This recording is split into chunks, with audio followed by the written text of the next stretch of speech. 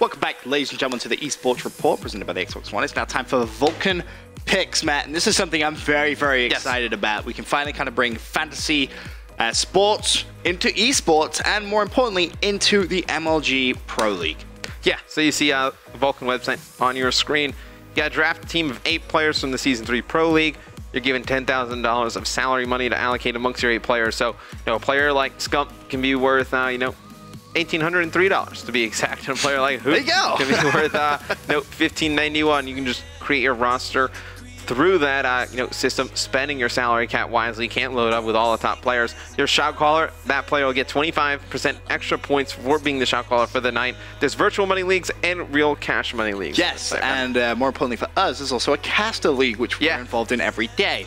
All the casters here at MLG kind of draft their teams. It's interesting for me because the kind of draft culture and fantasy is very much an American thing. It doesn't really happen so much in England. So for me to try and get my head around it first, I was like, wait a minute. This doesn't make sense. I want to draft all the best players. Why can I not have a star-studded team? And then, of course, you mentioned, the salary cap comes in. You have $10,000 to spend. And, players like Scum, $1,800. I mean, that's a big, big amount. If you want to draft Scum, you're taking a big chunk away. I mean, also, if you want to sign up, get things going, you obviously go to Vulcun.com. Yep. You can use the code MLGCOD, and they'll match your first deposit up to $1,000, 100%. So, pretty sweet. That's a big amount. So last night I went up. I want to do it, but I'm not allowed. Yeah, last night allowed to in the cap. I had my team go up against Jack's team. Okay, and how did that happen? Absolute blowout. We actually have the scores on your screen right there. You had, is that 100,437.5 points? Jack only managed 76,712.5. So we both had the shot caller, the same exact one. We both picked Octane. Octane puts up 12,937.5 points last night. Just a huge night for him. But you have to account, he gets that 25% boost because he's your team shot caller. Makes sense. So then my highest scoring player was Jerd. 14,950 points from Jerd.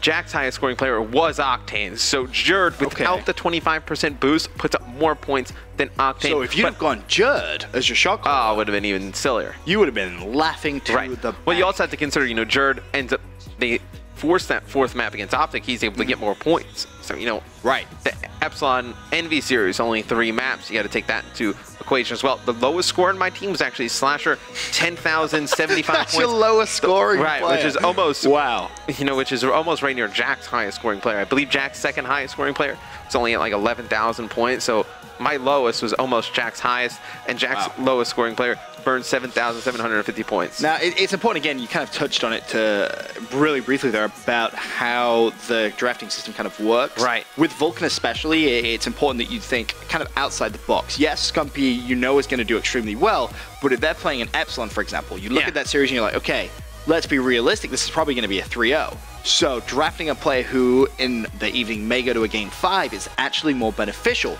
because obviously it takes the score into account. So a player who plays 5 games is going to accumulate more score than a player who plays 3. Right. I mean, you look at a player like, all the guys on Orbit, really, I mean, looking at the site, like accuracy is a really, good pick. He was worth $1,500. I mean, Burns is a very good pick as well. I mean, those guys usually... Apparently not. Well, I mean, he just had a rough game last night, but, I mean... A rough game. Those guys, 750 points. They're serious. They really just keep pushing them along. I mean, they're pretty good in all game modes.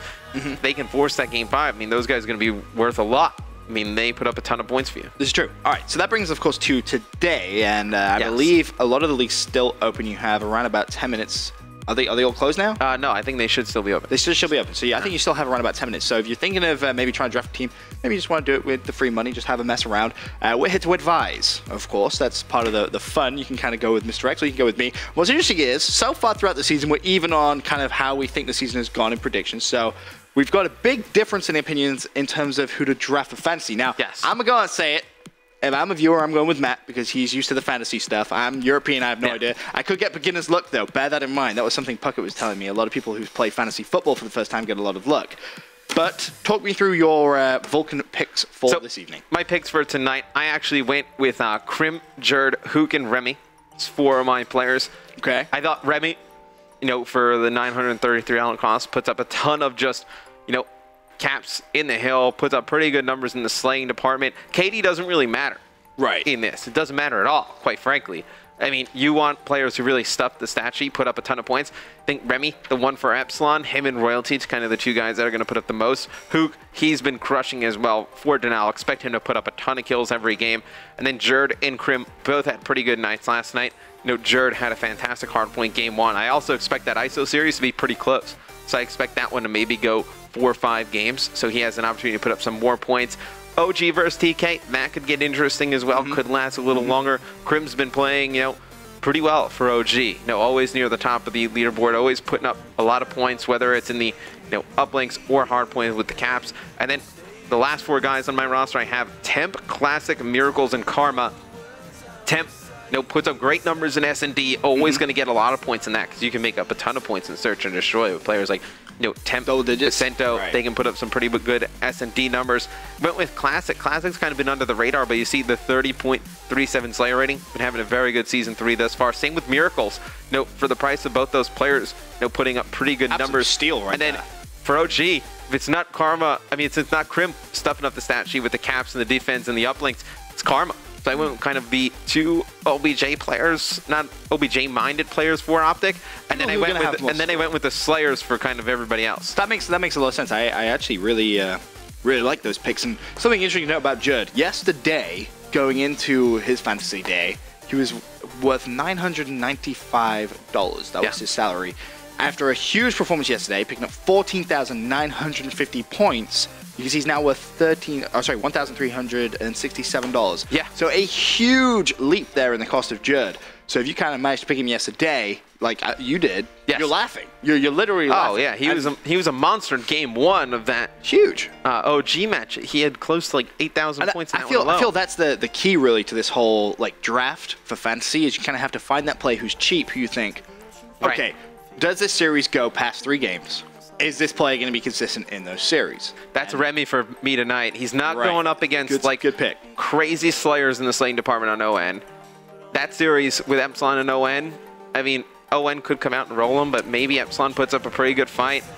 Epsilon's had some pretty close games. Maybe it goes to game 5. I think Remy, he was $933. Pretty good deal. That's a steal. It's plays like that. It's almost impossible not to try and draft. But that brings me to my picks now. We'll take a look at take them. I did not take him, but I will explain why in a little bit. Starting off with Scump. Now, I'm going to be honest. That was a big chunk of my salary cap gone immediately, $1,803. But I figured, you know, why would I not go for Scump? He's also going to be my shot caller for the evening. So I'm thinking, you know, Optic versus TK. Scump has a good series here, 25% extra boost. I should be good. It's very rare to see Scump underperform, so maybe he picks me up a lot of points. The thing is, though, for that cost, he's going to have to. The thing I'm worried about... If you spend, you know, part of your cap on Scump, he's got to go massive. Then OG those series in 3-0. See, that's the thing. I'm praying that isn't going to be a 3-0. Yeah. I'm maybe thinking TK can maybe take the Search and Destroy. I don't think it's likely. But for this Vulcun fantasy, I was like, well, I'm going to take Scump just because I feel like I need to. But hopefully it kind of works out in this way. Then I actually went straight for Llama God. A 1,199, a 0.99 KD, 32.11 Slayer rating. Now, of course, you know, he's going to be going up against TCM. For me, that game is very much likely to go to a game 5. And I mean, that game's huge for the rest of your team as well. It is.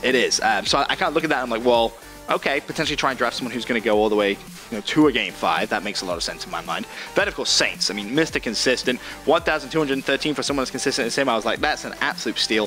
Have to take him, especially considering that's an Elevate versus Denial, which, again, at the very beginning, we kind of talked about, well, potentially that one can go the distance as well, and I think he's going to be a key player in that series. I went with a similar mindset to you, saw Miracles at only 1,032 salary cap. Had to take it. Absolutely had to take it. And then the rest of your roster is pretty interesting, Ben. I mean, you go Silly, Havoc, Temp, and Apathy to close things off. So you take 3 players, you know, from one team. I mean, 3 players from ISO.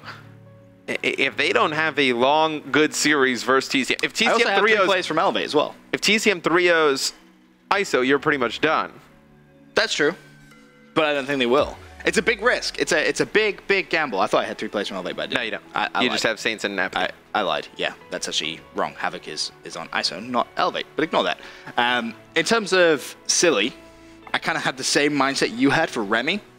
Saw him at 977 and thought, That's so cheap. He's a player, when I've watched him, at least throughout the Pro League, has done wonderful things. He's clutched, you know, like 1v3s, 1v4s. Why would you not go for a player like that?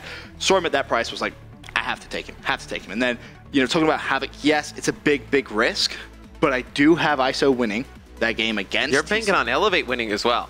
Oh, yeah, massively, because, you know, you see Temp. Me and Temp is kind of a security blanket, but you have huge security. That was my big old security. But, I mean, they don't necessarily have to win. They just have to try and go the distance to a game 5. And those players have to play kind of the best for the team.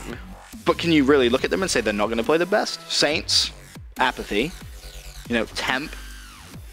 They're the 3 plays throughout that whole series I kind of look at. I'm like, you'd expect to see them near the top? Yeah, I took Hook and I took Classic. So I expected both of those guys to have a pretty good game. I took Temp as well. This gets interesting because I get really competitive. Yeah, so I kind of expect that. So now wins that with those 2 guys. Similarities between me and you were Temp, Miracles. Well, Temp is like too good of a deal. I mean, the guy puts up monster numbers and then he's... Like, what? Yeah. Why would you not? The only thing is he doesn't do a lot in the OBJ department. It's like just a ton of kills. So you rely on him to pick up a ton of kills. But he makes up for those points in hardpoint by putting up tons of numbers in S&D. Right. So it kind of balances itself out. But really, yeah, the only 2 plays we have similar are going to be... I like the Miracles pick as well. Miracles and Temp. I mean, he's I think just they're the 2 over... players that I would go for if I'm someone watching. And we Remy. both kind of agree. He didn't take Remy, but I think Remy is definitely a player to look out for tonight. Do you see Epsilon winning, though? I think it could be a reasonably close series. Yeah. And I think if Remy... I mean, if whoever wins that series, it's going to be Remy or Miracles, really the kind of shining players for both those teams. So I kind of went that way, and they were both kind of bargain players. They would be our kind of 3. Yeah, I mean, you get both for basically under 2,000. Which is huge. So, which is like, I basically got both of those for the same price as Scum. Yeah. Makes a lot of sense when you look at it properly. Of course, as we said, we're getting pretty competitive about our Vulcun picks. Guys, if you sign up, let us know who you draft for tonight's games and keep track. Maybe we can set up a little competition with the viewers of the show as well. For one final time, though, let's take a look at the standings of the league as it stands right now, going 1 through 6. Optic Gaming, Denal, unbeaten at the top. Then, of course, Envious, FaZe, Optic Nation, all 2-1. Team Orbit sitting on the front page of the standings at 2-2, though, in 6th place. Yeah, and you have ISO, TK, Elevate, all at 1 and 2. You have Rise Nation sitting at 1 and 3, and then TCM and Epsilon, big nights for them on the horizon. TCM at 0 and 2, Epsilon sitting at 0 and 4. Yeah, big day of Pro League ahead, and that's going to conclude the pre-game show. For now, quick commercial break. We'll be right back in 5 minutes' time with the games.